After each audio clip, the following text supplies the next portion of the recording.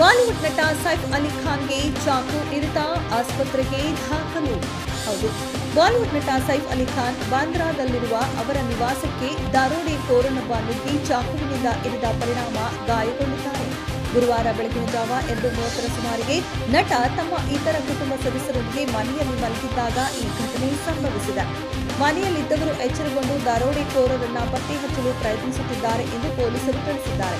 ಇನ್ನು ಬಾಂದ್ರಾ ಪೊಲೀಸರು ಎಫ್ಐಆರ್ ದಾಖಲಿಸುವ ಪ್ರಕ್ರಿಯೆಯಲ್ಲಿದ್ದಾರೆ ಮತ್ತು ಅಪರಾಧಿಯನ್ನ ಹಿಡಿಯಲು ಹಲವಾರು ಪೊಲೀಸ್ ತಂಡಗಳನ್ನು ರಚಿಸಲಾಗಿದೆ.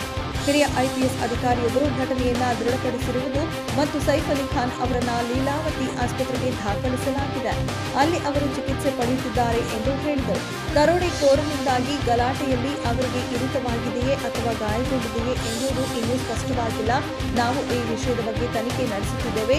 ಮುಂಬೈ ಅಪರಾಧ ವಿಭಾಗವು ಘಟನೆಯ ಬಗ್ಗೆ ಸಮಾನಾಂತರ ತನಿಖೆ ನಡೆಸುತ್ತಿದೆ ಎಂದು ಅವರು ಹೇಳಿದರು. ಇನ್ನು ಲೀಲಾವತಿ ಆಸ್ಪತ್ರೆಯ ಸಿಇಒ ಡಾಕ್ಟರ್ ನಿರಂಜನ್ ಉತ್ತಮಣಿ ಮಾತನಾಡಿ, ಸೈಫ್ ಅವರ ಮೇಲೆ ಅವರ ಮನೆಯಲ್ಲಿ ಅಪರಿಚಿತ ವ್ಯಕ್ತಿಯೊಬ್ಬರು ಹಲ್ಲೆ ನಡೆಸಿದ್ದಾರೆ ಎಂದು ಹೇಳಿದರು. ಅವರನ್ನ ಲೀಲಾವತಿಯಲ್ಲಿ ಬೆಳಗಿನ ಜಾವ 3:30ಕ್ಕೆ ಕರೆತರಲಾಯಿತು. ಅವರಿಗೆ 6 ಗಾಯಗಳಾಗಿದ್ದು, ಅವುಗಳಲ್ಲಿ 2 ಆಳವಾಗಿವೆ. ಒಂದು ಗಾಯ ಅವರ ಬೆನ್ನುಮೂಳೆಯ ಹತ್ತಿರದಲ್ಲಿದೆ. ನಾವು ಅವರಿಗೆ ಶಸ್ತ್ರಚಿಕಿತ್ಸೆ ನಡೆಸುತ್ತಿದ್ದೇವೆ. ನರ ಶಸ್ತ್ರಚಿಕಿತ್ಸೆಗೆ ನಿತಿನ್ ಡಾಂಗೆ, ಕಾಸ್ಮೆಟಿಕ್ ಸರ್ಜನ್ ಲೀನಾ ಜೈನ್ ಮತ್ತು ಅರವಳಿಕೆ ತಜ್ಞೆ ನಿಶಾ ಗಾಂಧಿ ಅವರು ಶಸ್ತ್ರಚಿಕಿತ್ಸೆ ನಡೆಸುತ್ತಿದ್ದಾರೆ.